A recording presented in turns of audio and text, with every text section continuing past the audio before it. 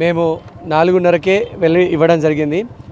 అప్పుడు మా కంప్లైంట్ తీసుకోవడానికి అధికార యంత్రాంగం సిద్ధంగా లేకుండే. చివరికి కాంగ్రెస్ పార్టీ శ్రేణులందరూ ఆందోళన చెందుతున్నాయి. పార్లమెంటరీ పరిధిలో ఉన్నటువంటి 7 అసెంబ్లీ స్థానాలలో నిరసనలు కూడా తెలుపుతున్నారు ప్రజలు ఎక్కడికక్కడ. సో ఇదంతా కూడా ఈ అలజడిని దృష్టిలో పెట్టుకొని కలెక్టర్ గారు పిలిచి ఇన్వర్డ్ సెక్షన్లో కంప్లైంట్ ఇవ్వడం జరిగింది. ఇన్వర్డ్ సెక్షన్లో కంప్లైంట్ తీసుకోవడం జరిగింది. కానీ మాకు ఇంకా కూడా అనుమానాలు ఉన్నాయి.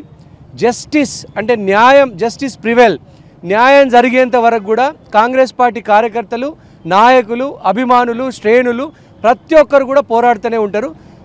కంప్లైంట్ తీసుకున్నంత మాత్రమే కాదు, దానికి న్యాయం కూడా చేయాలా. ఇది ఖచ్చితంగా కూడా మరొకసారి రిటర్నింగ్ ఆఫీసరు నిరూపించుకోవాలా. ఆయన బీజేపీ పార్టీకి కాపు గాయడం లేదు, బీజేపీ పార్టీకి తొత్తుగా వ్యవహరించడం లేదని ఆయన నిరూపించుకోవాలా. సో ఆయన ఈ శల్య పరీక్షలో ఆయన్ని నిరూపించుకోవాలా. కాంగ్రెస్ పార్టీ మిగతా అభ్యర్థులకు ఆయన న్యాయం చేయాలా. కానీ గొడం నగేష్ గారు చేసినటువంటి మిస్టేక్ మాత్రం అది చాలా భయంకరమైనటువంటి మిస్టేకు. అది ఖచ్చితంగా రిటర్నింగ్ ఆఫీసర్ జ్యూరిస్డిక్షన్లోనే ఉన్నది, ఆయన న్యాయ పరిధిలోనే ఉన్నది. ఆయన తలుచుకుంటే కనుక ఇప్పటికిప్పుడు గొడం నగేష్ గారిని అనర్హుడిగా ప్రకటించి ఆయన నామినేషన్ని తిరస్కరించేటువంటి అధికారం రిటర్నింగ్ ఆఫీసర్కి ఉన్నా కూడా ఆ అధికారం ఎందుకు వాడట్లేదో, ఆయన ఎవరికి భయపడుతున్నారో ఖచ్చితంగా ప్రజలకు తెలియజేయాల్సినటువంటి అవసరం ఉంది. ఖచ్చితంగా ఇది ఏదో కుట్ర జరుగుతున్నట్టే ఉంది. ఆయన బీజేపీ పార్టీకి కాపు కాస్తున్నట్టే ఉంది.